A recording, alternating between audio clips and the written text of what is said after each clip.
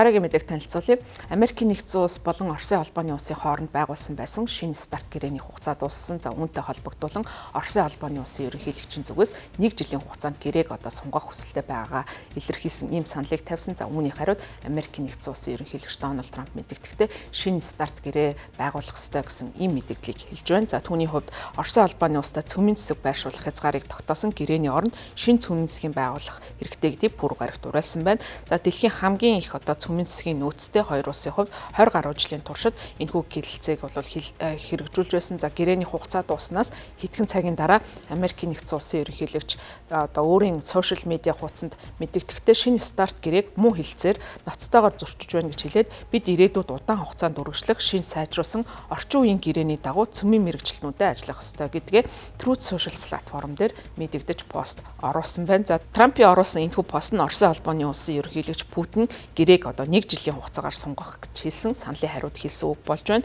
За Америкийн нэгдсэн улсын ерөнхийлөгч асан Барак Обама за тухайн үед Оросын холбооны улсын ерөнхийлөгчөөр ажиллаж байсан Медведев нарын хооронд 2010 онд басан хилцээрийн үр дүнд бол тухайн гэрээг байгуулж байсан. За энэ нь бол старт буюу стратегийн зэвсгийг хорогдуулах тухай шинэ хилцээр гэсэн ийм нэртэйгээр байгуулагдж байсан. За гэрээний хүрээнд талууд тус бүр 700 пуужин нис гонгос шумбагц зэрэг хөөргөх системдэр нийтдээ 1550 цэнэгт гушуугаар өөрийнхөө цөмийн засгийн нөөцийг хязгаарлах ийм хилцээрт хүрсэн. За гэрээний хүрээнд 5 жилийн хугацаа гэрээ байгуулагдсан. За нэг удаа сунгах эрхийг олгосон. За ингээд Путин ерөнхийлөгч болон Америкийн нэгдсэн улсын ерөнхийлөгч асан Жо Байден 2021 онд тухайн тохиролцоог сунгахаар тохиролцож байсан удаатай. За Трампын хувьд шинэ гэрээнд ямар улсуудыг цаашдаа оруулах талаар дэлгэрэнгүй мэдээллийг өгөөгүй. Гэхдээ цагаан ордны хэвлийн нарийн бичгийн дарга Каролин Левит хэлэхдээ Оросын холбооны улстай яриа хэлцээ үргэлжлэнэ гэдгийг хэлсэн. За мөн энэхүү хэлцээрийг зөвхөн Америкийн нэгдсэн улс болон Оросын холбооны улсын хооронд байгуулах нь учир дутагдaltaй гэж Трампын засаг захиргаа үзэж байгаа.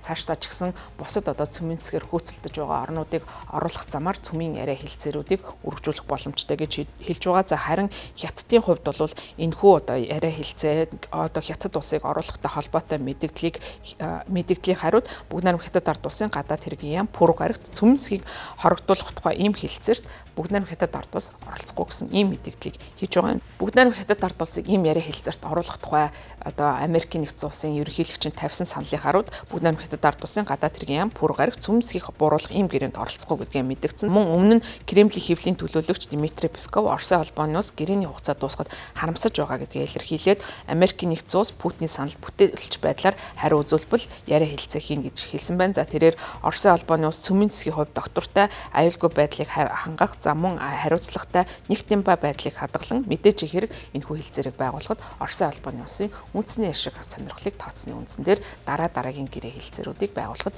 бэлэн гэдгээ мэдгдсэн. За шинэ старт гэрээний дуусах хугацаанд Америкийн нэгдсэн улс болон Оросын холбооны улсын хооронд өндөр түвшний цэргийн хоорондын салбар яриа хэлцээ сэргийгтэй давцаж байгаа юм. За энэхүү үйл явдал нь Украины дараа цэргийн хүрээнд яриа хэлцээ явагдаж байгаа Абу Дабигийн уулзалт болон бусад яриа хэлцээтэй бас давцаж байгаагаар онцлог болсон. За үүнтэй холбогдуулан Европ дахь Америкийн цэргийн командл мэдээлэл гаргасан. За тэр командлын мэдээлэл дурдсанаар цаашдаа Абу Дабид өрнөж байгаа хоёр талын албан тушаалтнуудын уулзалт бол чухал гэдгийг онцолж байгаа. За Оросын холбооны улсын хувьд Украинд бүрэн хэмжээний товтлогоо эхлэхийн өмнөх буюу 2021 онд бол харилцаагаа цэргийн салбарын хүрээнд зогсоогоод байсан. За цэргийн хоорондын яриа хэлцээг хадгалах нь дэлхийн доктортой байдал, инх тайван байдлыг тогтооход чухал зүйл бөгөөд үүнийг зөвхөн хүчээр хийж болох ил тод байдлыг нэмэгдүүлэх хурцтамж байдлыг намжих хэрэгсэл болдгоо гэдгийг Америкийн Европ дахь цэргийн командлал дурдсан байна.